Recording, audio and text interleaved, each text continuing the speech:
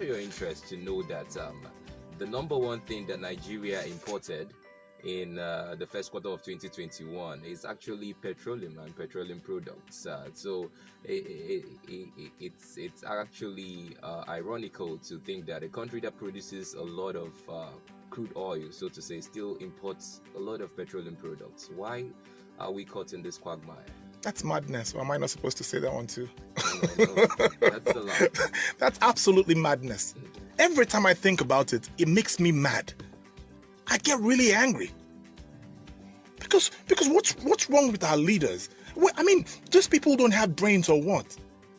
How can we be? For the longest time, we were one of the 6 largest producers of petroleum in the world. And for the longest time, we had second best quality of petroleum, Bonny Light. And it's not changing our lives.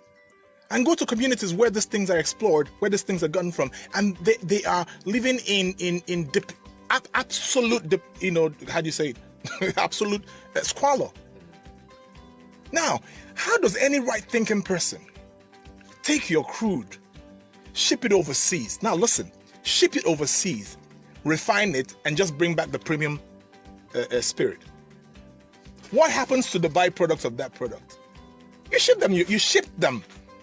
Your commodities. You paid to ship it, and then you paid to refine it. But you left them with the byproducts that they make into greases and jellies and a whole lot of other stuff that they're still going to ship back to Africa and sell to us. You just gave them that for free.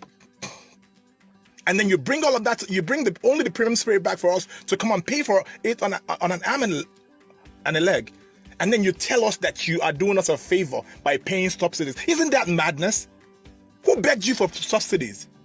We don't need your subsidies. Fix the refineries, for crying out loud. If you fix the refineries, we wouldn't need to talk about subsidies.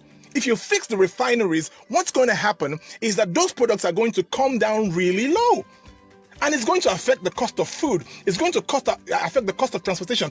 Everything is going to be cheap. Because part of why commodities are expensive is that the things that are fueling the cars that are moving these commodities around is quite expensive. And so please, I'm begging our leaders to, for once, be human and think about the people that you're leading. Because every decision you make, somebody has to pay for it. Now, the cost of shipping that stuff overseas to refine it and bring it back, who's paying for it? Me and you. At the end of the day, you and I are paying for it. And that's adding to our pressure. It's also adding to the lifespan of Nigerians being cut short because the pressure is too much. Do you think that because it seems like the government cannot actually manage these refineries to be functioning optimally, do you think these refineries should be privatized? Absolutely. If you can't do the job, people say this a lot, that government has no business in that's absolute nonsense. I don't believe that. Government has every business to be in business. What stops government from being in business? And who says that government can't actually, manage our refineries? Okay, if you think you're competent enough to lead a nation, why can't you manage a refinery? If you can't manage a refinery, that means you're incompetent to become, to lead the nation. So you better leave the office. So to answer that question, yes, it can be privatized if they find that they can handle it. Privatized, but the problem is that nepotism is what's hindering, government officials from doing their job. A lot of people who've been employed are not the right people for the job. But if you build a refinery that belongs to the NNPC, for example, find the right people. Nigeria has the right people to do that job. Put them there. Don't we have Nigerians working in Shell? Isn't Shell working? True. For crying out loud.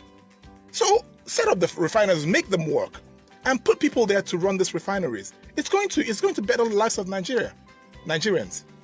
All right. Talking about refineries, the Minister of State for Petroleum Resources, Timipre Silva, briefed State House correspondents after a virtual meeting with the Federal Executive Council meeting, presided by the Vice President Yemi Osibanjo on Wednesday at the Presidential Villa. And the briefing noted that Nigerian government is to invest $2.76 billion in Dangote refinery and $1.5 billion in Warri and Kaduna refineries. And this captures my interest because Dangote refinery is supposed to be a private refinery. And then we have Warri and Kaduna refineries. Then the disparity between the monies allocated to these two refineries, it's still baffling. I don't understand it. As an expert, can you connect this? $2.76 billion for Dangote refinery, while Warri and Kaduna refineries will have to share $1.5 billion. Yeah, and you see, again, look at that, and it tells you the kind of government we run in Nigeria, a government of discrimination, where certain people are considered better class than the rest of the people. Now, it should have been, if that should be done in any way, it should have been done, in reverse. Because, I mean, all that money was made from Warri and not necessarily Kaduna, but all that money was made in the south, right? And so if you're going to make any heavy investment, it should be going there because that's where the money is coming from, right? But they would rather invest in their own because they actually believe they own this country. But see, I have a problem with all of that investment. Okay, I don't even want to go to all of that stuff, the nepotism and the hate and discrimination. The point is this, is that whoever did the feasibility study for Dangote's refinery didn't do a good job. I'm afraid for Dangote. When he started off on that project, electric cars hadn't been scaled. Now electric cars have been scaled. A lot of Western countries are trying to move away from premium oil, motor spirit. They're trying to go electric. And in the last 3-4 years, this has been scaled majorly. So that means that the demand for premium motor spirit is going to be cut down drastically. And Dangote was hoping to export a lot of his crude. And so what you're going to find in the next 2, 3, 4 years is that the kind of demand he anticipated when he started that investment isn't going to be there. And that might become a failed project. And so plunging that kind of money into that project is almost like throwing a lot of money down the drain, right? So what I think they should do is take that money and invest in alternative energy and get ready for the future. But again, we have leaders who don't know these things. We have leaders who don't look to the future. We have leaders who do not know how to predict the future. They live in the moment. Okay? I guarantee you that investment in the next 6 years probably is going to be wasted investment because they're probably not going to get it out. All right. If you look at the importation made by Nigeria in the first quarter of 2021, you realize that we spent a whopping 412.7 billion naira on antibiotics. And just that's just about the highest amount of money spent in all of the things that we import. We have sugar cane imported at 99 billion for the first quarter of the year, sugar cane, right? Then we have lubricating oil, 72 billion naira.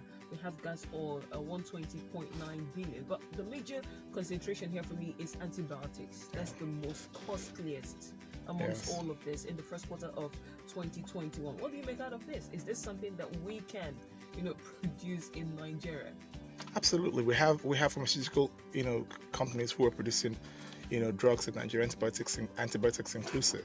You see, but the problem is, again, government is not creating enabling environments for businesses to thrive. Did you know that to set up a manufacturing industry in Nigeria is much harder than for you to import stuff? And so people would just rather go import them. Why is it? NAFDAC number one. So that's why, again, in that event last week, I also criticized NAFDAC. How does NAFDAC come into this? Let me explain. Okay. NAFDAC has to license the production of those drugs, right? Sure. Have you ever tried to get the NAFDAC license? It's so difficult to get a license. And so sometimes you chase it and chase it and chase it and you give up. I did the same. Between 2014 and now, I tried to get a couple of NAFDAC licenses, and they'll make things so impossible for you, and so I gave up on setting up production facilities. Why exactly?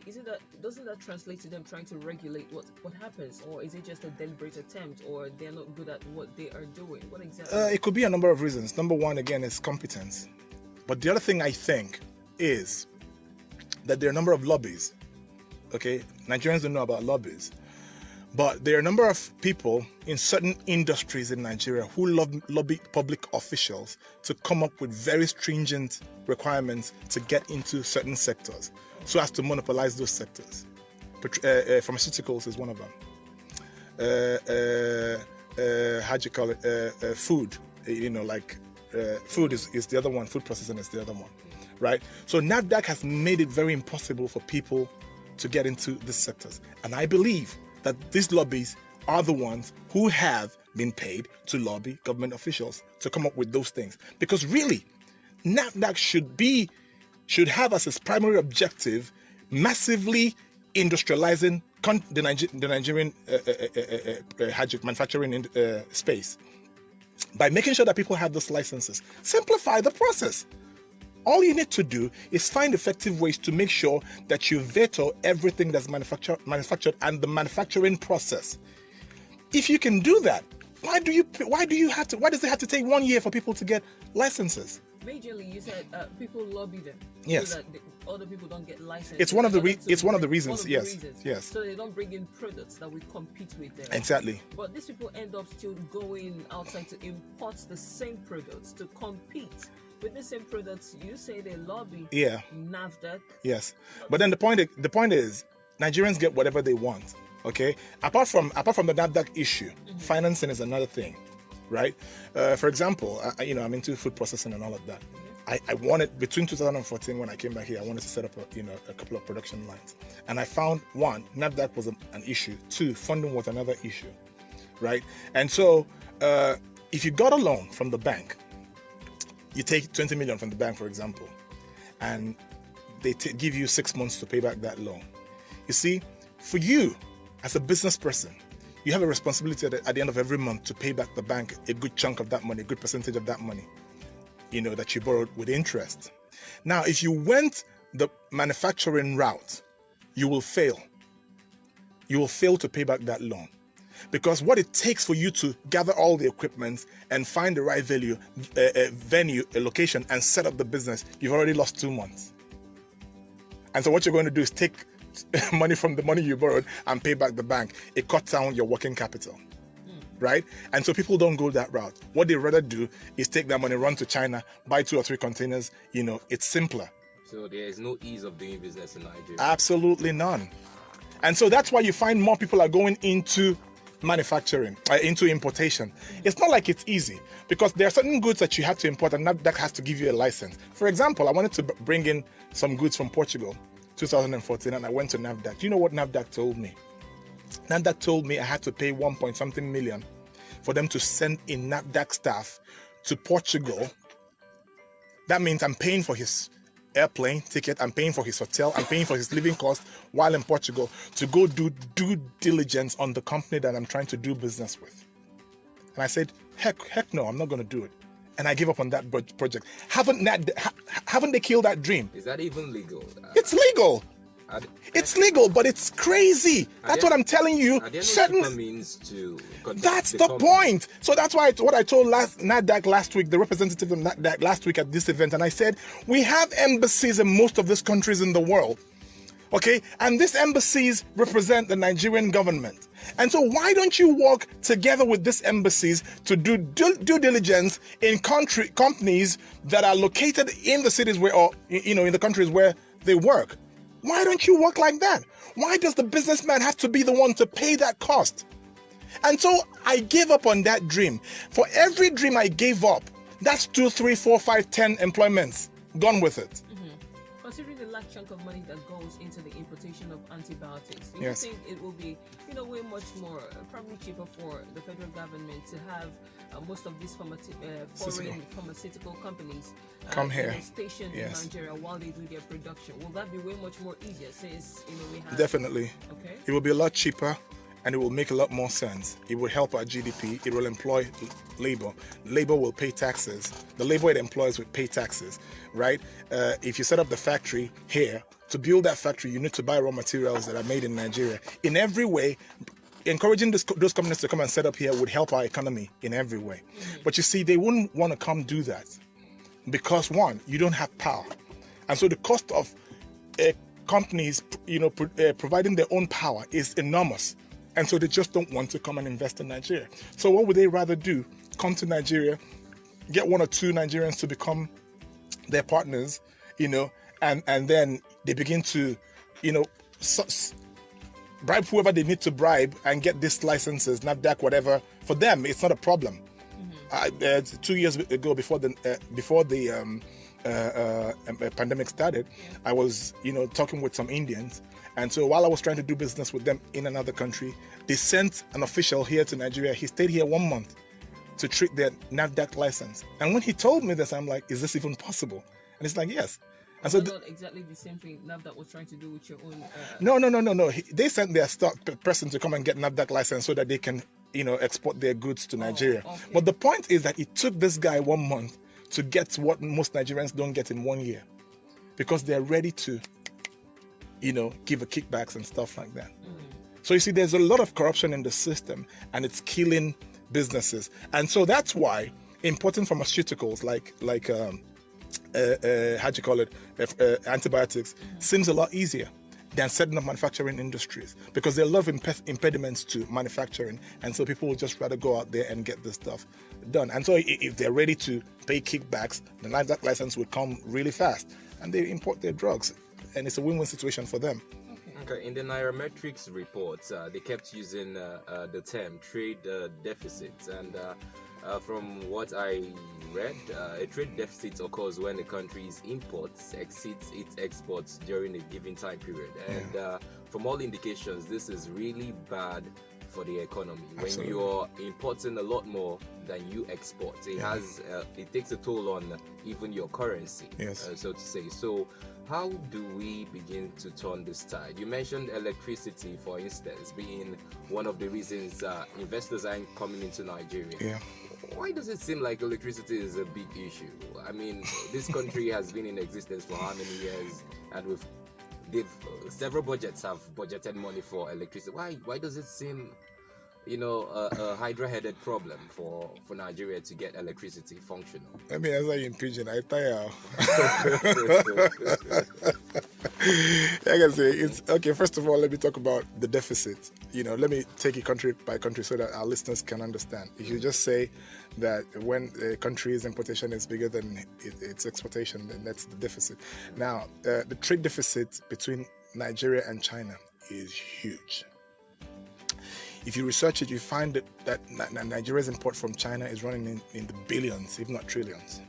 And yet China's importation, that is China importing from Nigeria, is next to nothing. The deficit difference is huge. Now, the trade deficit between America and Nigeria is also very huge.